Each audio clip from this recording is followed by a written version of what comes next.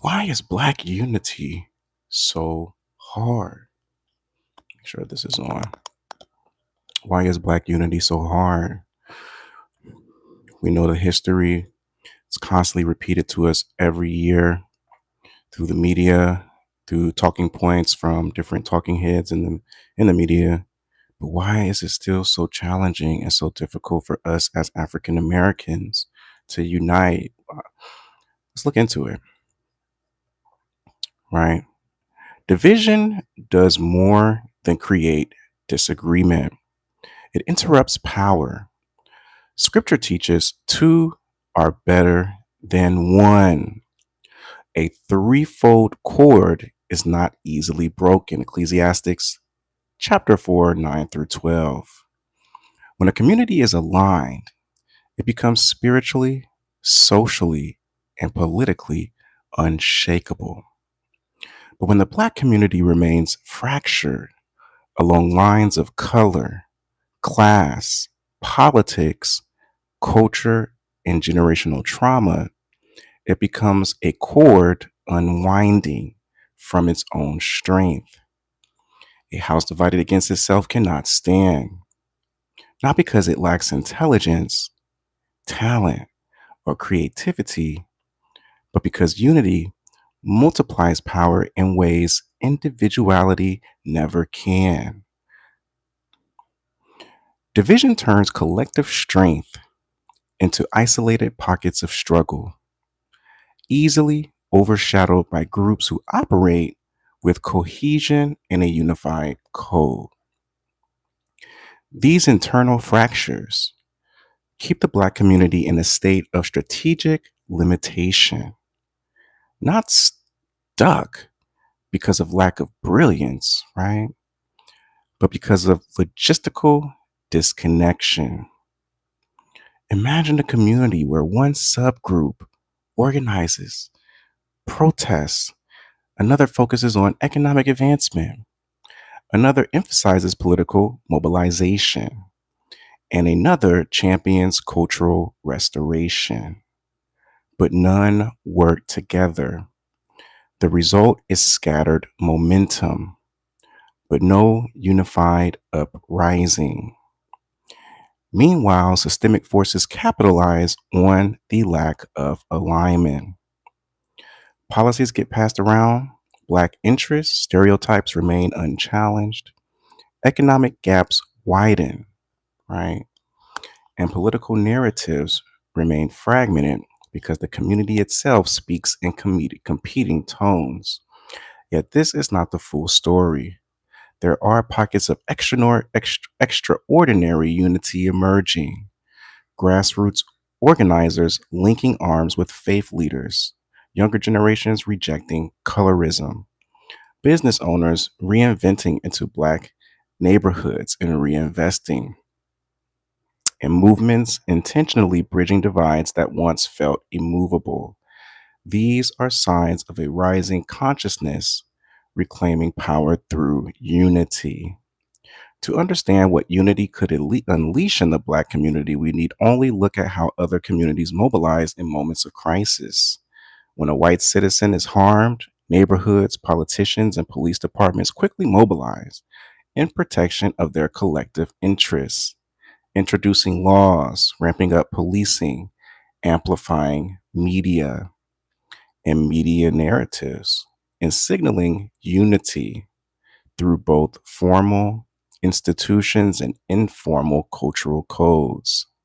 Hispanic and Asian communities operate similarly, often banding together through shared economic networks, cultural respect systems, and strong family based structures where one injury to one is an injury to all. These groups operate on internal codes, protect one another, support one another, advance one another. For the Black community to rise above the conditions shaped by centuries of engineered division, a similar cultural code must be restored, one that prioritizes unity over shade, class, political differences, or stylistic divides. Imagine a Black community united not just by shared struggle, but by shared strategy. A threefold cord woven through history, identity, and purpose. That is the foundation required to confront systems that have long maximized their power by dividing ours. And the foundation that is already beginning to emerge, right? So, this is a very important topic, right? Why is it so hard for us to unite and for us as a Black community to come together, right? Unify our powers, unify our intellects, and really band together against a lot of these forces that tend to hold us back, right? And keep us back. And other communities see this, right? They see a lot of these difficulties and challenges and obstacles that the Black community is facing, right? And in response to that, they're like, we don't have to deal with these difficulties. We have struggles and certain things like that, but, we stick together, right? We have that unified understanding, right? So hopefully our community will unite, gather together to become stronger, because we're definitely a lot stronger and more powerful as a community than we are when we are divided. Okay. Division in the Black community is not an accident, it is an inheritance. Long before we were born, lines were drawn that we never agreed to, yet we still obey them almost subconsciously. Whether it's the subtle tension between light skinned and dark skinned African Americans, or the quiet resentments between the wealthy and the poor, or the political rifts that fracture neighborhoods and brotherhood. Many of our internal battles didn't originate inside our homes, they were engineered. These fractures were designed to interrupt unity, interrupt identity, and interrupt collective power. And tragically, the tactics were so effective that generations later, we still feel the echoes.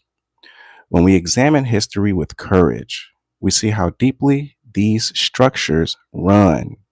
During the era of slavery and later Jim Crow, Black people were sorted, right? You go over there, one over here, they were ranked, rewarded, or punished based on the shade of their skin. A system meant to weaken solidarity, right? If I got the lights over here, the kind of the paper bag browns over there, the dark skins over there, and this repeating for centuries, right? Unconsciously, it's kind of like you guys are not like me. You guys got favoritism. You a house nigga. I'm the field nigga, right? Meant to weaken solidarity by creating internal hierarchies. Lighter skin meant proximity to the master's house, right? And proximity to whiteness meant proximity to privilege. Darker skin meant harsher labor and harsher consequences. These divisions did not disappear when segregation ended. They simply shapeshifted into modern forms, i.e., preferences, biases, stereotypes, and invisible tensions that influence our dating choices, hiring decisions, and community relationships, even our self worth. You see this today. There's still a light skin versus dark skin conversation till this day. It's not as loud as it used to be, but it's more coded, right? Where it's kind of like, yeah, we kind of understand light skinned people are a little bit soft. They tend to kind of have a lot more privileges. The light skinned dudes with the green eyes, we know they kind of get all the girls, and the dark skins, we're kind of just, we're shit out of luck, right? But then there was periods where it shifted, right? It was like the light skinned dudes, now they're looked at as like they're soft, right? And they don't really, they're not really down. Like the dark, it's still a conversation that goes on till this day, right? So it says equally powerful is the divide produced through economics, as some Black families climbed into the middle class or amassed wealth. They were welcomed into predominantly white spaces with conditional acceptance, right? So you even see this with the Black wealthy, right? I'm not living with these niggas, right? And even some Blacks, African Americans, when they get wealth, they don't even want their daughters marrying into a lot of Black, communities, because if you don't match the wealth class, why are you getting married to this nigga in the hood? He got his pants down, he's a damn thug, which I understand. Everybody got their preferences, and yeah, I'm not knocking it, but these are just indicators, of how deep the division is and how deep it runs, right? Where, and especially if you got girls in your family and you got daughters, nothing exposes division more than you having a beautiful daughter, right? Fathers are like, oh hell no, don't you date, don't you go over there? I don't want you in these communities. I don't want you. You can't. I don't like you. Don't you know. The guys is kind of like, oh, do what the fuck you want to do, right? But with the girls, that's when you really see it. So it says as black families climbed into the middle class or amassed wealth, they were welcomed into predominantly white spaces with conditional acceptance, accepted enough to feel included, but never enough to truly belong. Meanwhile, black people who remained in poverty often felt abandoned, misrepresented, or judged by those who made it out. This is not just economics, it is psychological warfare. It pits survival against aspiration, community against individual success, and belonging against upward mobility. And then there are the cultural forces, political rifts, hip hop culture wars, mass incarceration, and the crack epidemic that tore families apart, reshaped neighborhoods, flooded communities with drugs, and produced chronic trauma that still affects black children who weren't even alive in the 80s and the 90s. These forces created wounds so deep that the community often turned on itself rather than toward its true oppressor. But naming these tactics is the beginning of healing. When we see the patterns, we reclaim the power to break them. And when we break them, we reclaim each other. All right. So I'm going to break down 15 points. I don't have much time. Well, this some of this stuff originated, right? How did some of this stuff? Because you better believe these white folks, these Asians, these Hispanics, they are on code. Okay, they are on code. Even if they don't know each other, it don't matter if one was raised in Sacramento, California, Los Angeles, California, the other one was raised in damn Alabama. All right, they have a common grounded understanding that these black folks ain't like us. All right. And yeah, the babies, they're trying to break the generational curses, and they're doing as best as much as they can, but you're going to be over policed, right? It don't matter what white community you're in, from Florida all the way to fucking Los Angeles, right? You're going to be policed. You're going to be looked at with skepticism as a threat, even among Chinese communities, Asian communities, Hispanic communities, the same thing, right? So they have a common ground that they operate from, where it's us versus them, right? We don't like these niggas. We're not divided like you guys. We don't treat each other like you do. And it's now it's international, right? These conversations you see like in Argentina, South America, you know. So it's so important for black people to unify, you know? It's so important. And you're seeing it more, but it's not effective enough, right? It's not. Jim Crow laws did more than separate black people from white people. They separated black people from one another. By rewarding lighter skinned African Americans with better jobs, proximity to whiteness, and greater social mobility, the system injected a hierarchy inside the black community. This hierarchy planted seeds of mistrust, envy, resentment, and insecurity that still influence color based judgments today. My grandmother was bullied severely, right?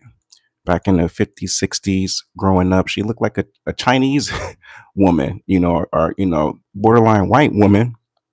And you got all these darker tone black girls around you, and not all dark skinned women are bullies, right? But she was bullied. She dealt with a lot of just harassment and jokes and all kind of stuff. You want some rice? You want some fried rice? You want some rice? And she still remember that shit till this day.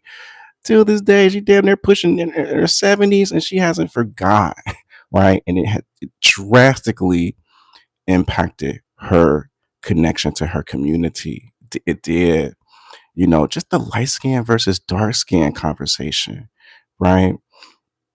And some of you black folks watching this know what the fuck I'm talking about, right? You have those light skinned family members and even dark skinned family members where it's just, you hear the light skinned jokes, you hear the dark skinned jokes, and it's just like, damn, in 2025, we're still dealing with this shit, man. They call me red. I guess I'm kind of like in the middle. So I was kind of cool with the dark skins and I was cool with the light skins. And I was like, I guess the brown skinned folks, we kind of like in the middle of the shit, right? So I don't know, figure it out. So,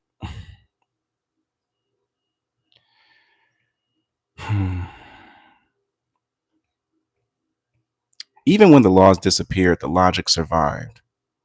Lighter skinned individuals often internalized the pressure to perform correctness, to maintain acceptance, while darker skinned individuals internalized the pain of exclusion, creating cycles of misunderstanding and emotional distance between people who shared the same ancestry and the same struggles. Psychology and the psychological legacy of colorism. Colorism became a generational inheritance, not because Black people wanted it, but because centuries of conditioning made skin tone an unconscious currency. Darker skinned African Americans often report more discrimination in school discipline, employment, and police encounters, supported by decades of research. Meanwhile, lighter skinned individuals sometimes experience suspicion from both Black and white communities, viewed as not Black enough or not trustworthy, right? So you got the dark skinned folks, they're getting it from the light skins, from the dark skins, and, you know, and from the white folks too, right? So you're really not, it's really not a win win. Light skins are getting it because you're not light enough, you're not dark enough, right? So either way, if you choose either side, you're still boxed in. It's not like you're really truly benefiting, right? Over the long term. So it created identity confusion, emotional wounds, and a constant battle for belonging, right? The trauma flows in both directions, producing a split that weakens unity, relationships, and collective progress. We absolutely have to grow past this light skin, dark skin conversation. It's just an expression of hierarchy, right? It's all it is. Family dynamics shaped by color tension inside Black families themselves, colorism has operated as an invisible script.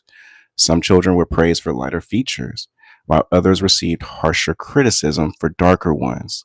These messages, often spoken casually or disguised as jokes, shaped lifelong narratives about beauty, intelligence, and value. The result, adult siblings who grew up with quiet resentment, unspoken pain, and emotional distance, all tracing back to a system their parents unknowingly absorbed and repeated because they, too, were conditioned by the same racial hierarchy, right? For generations, lighter skin provided smoother access to education, job opportunities, media representation, and even romantic acceptance. Research shows lighter skinned African Americans have historically earned higher wages and received less severe sentencing in court. This wasn't accidental, it was strategic.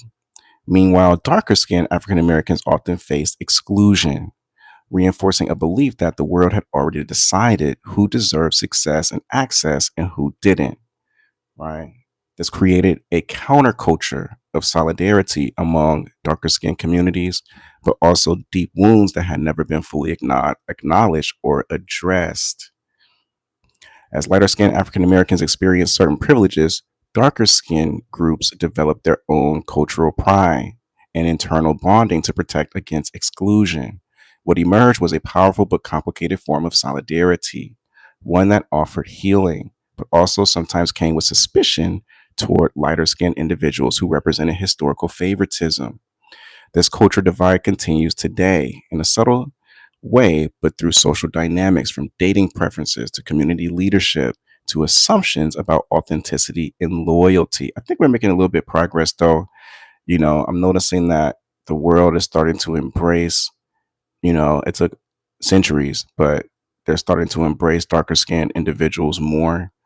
I'm noticing that. I'm seeing that even in the modeling industry. Can't think of the sister's name, but they're trying their best to you know which it doesn't depend on communities outside of us, right? It really depends on us, but you're starting to see them being more embraced, more accepted.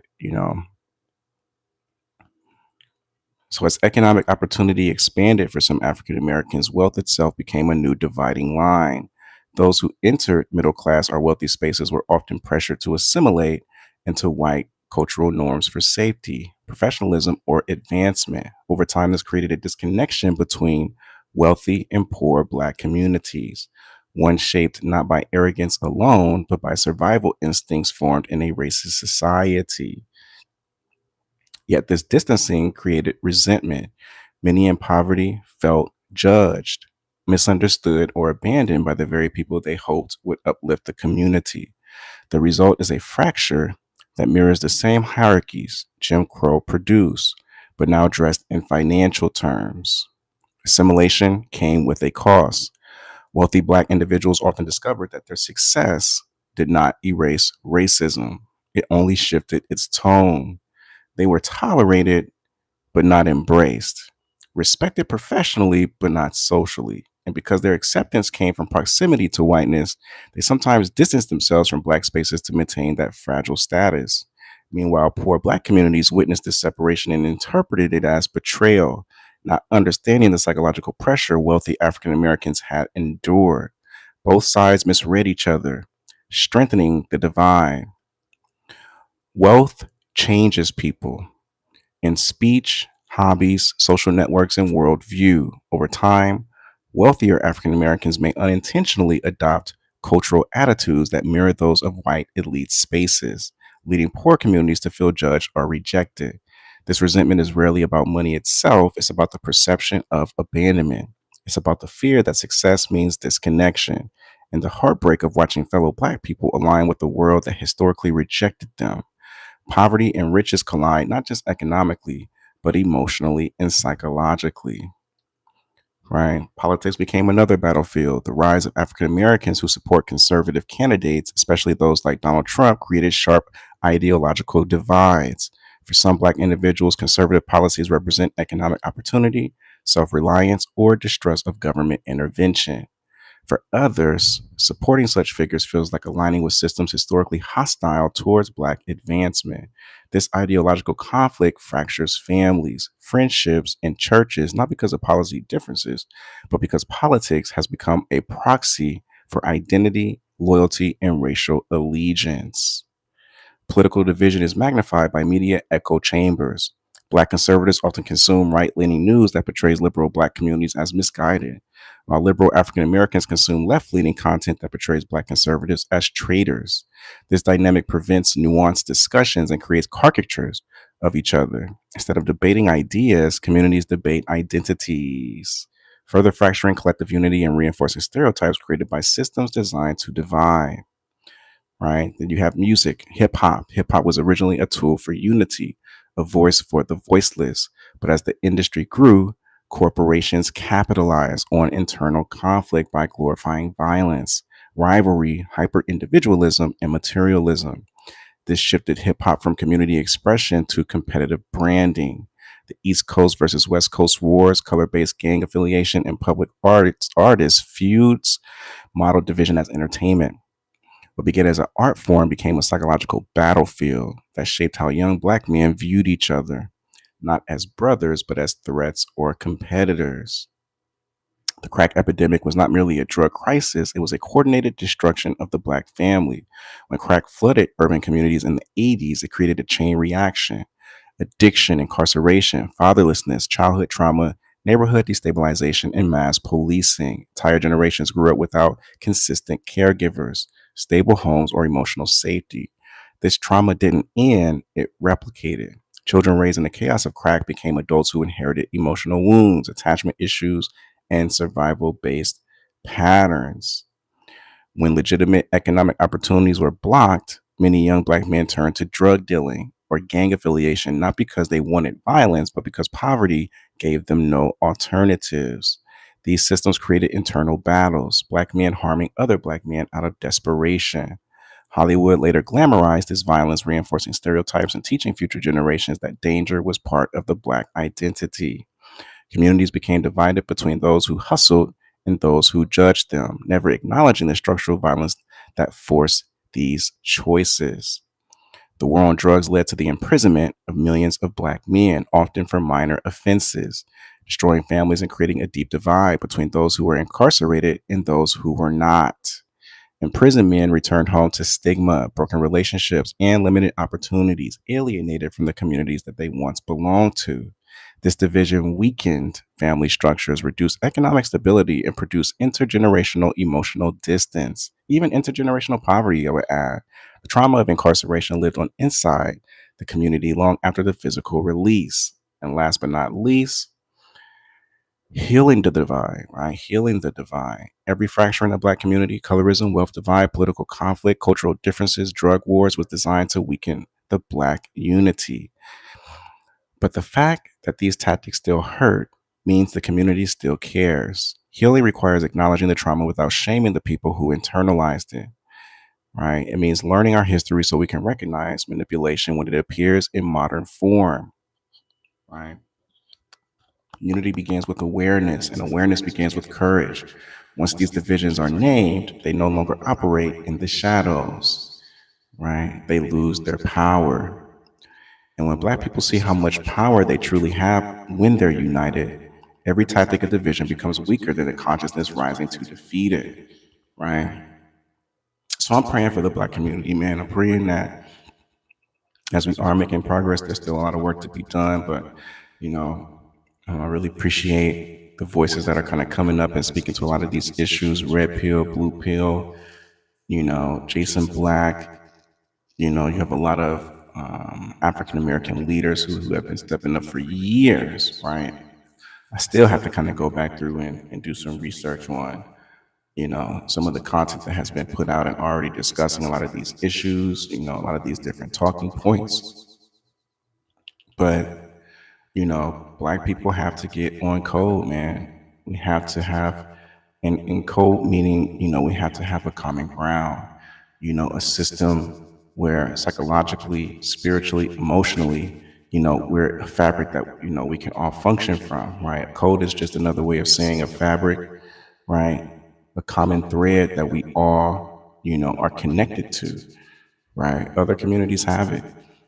Other communities have it. And I see now where a lot of them are so banded together, the world is becoming more tribalistic. So a lot of these communities are operating from these common codes, right? A lot of these communities are unifying, and they're using that unifying power against communities who are not unified, right? So you're not going to see as many Black, leaders who speak out, against some of these different issues rising, right? Because a lot of the communities who are banded and who are unified, your, ascension now becomes a threat to their common thread, right? So Black people are going to have to help each other and help each other rise. And this is me speaking to myself as well. When I became a counselor, I wanted to work with the Black community as much as I can to help challenge and remove a lot of, strongholds mentally, fears and pain, and help people develop tools that can help work with, some of the issues and problems that they were facing. Got into the field, probably only saw like a handful of Black folks, right? There's not a lot of Black people in therapy and counseling. I've had to prove myself, I don't know, countless amount of times, because, Black people are just not open to counseling. It's getting a little bit more popular now, but, majority of the families that I work with, were non-Black, which is fine.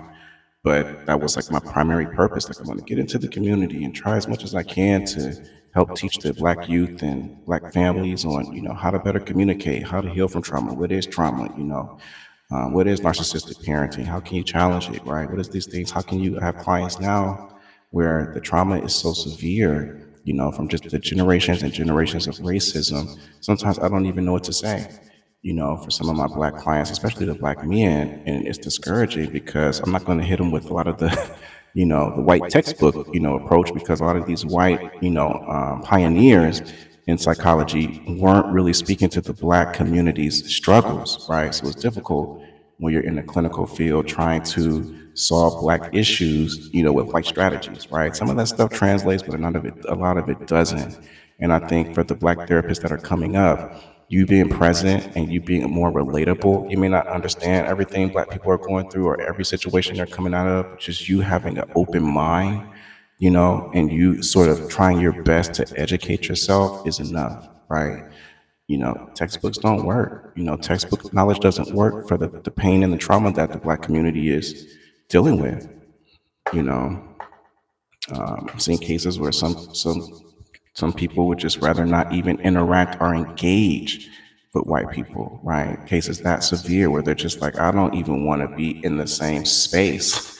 And what can I tell them, right? If they have experiences of being, discriminated against and they're still dealing with it, it'll be different if it was like, oh, this shit happened like 20 years ago. It's like, it's still impactful, but it's like, okay, we can work with something. You had 20 years of not having discrimination. But when it's something that's ongoing, it's you're in a tight spot as a therapist because you can't tell this person like, hey man, put that shit behind you, just because this is something they're constantly dealing with. So as a black counselor therapist, you have to help a person develop strategies and even mental strategies of, how can they reject thoughts that are not serving them, right? It's not necessarily rejecting your reality, but sometimes the interpretation you add on to it may be hurting or making the situation a lot more difficult because the situation already sucks, right?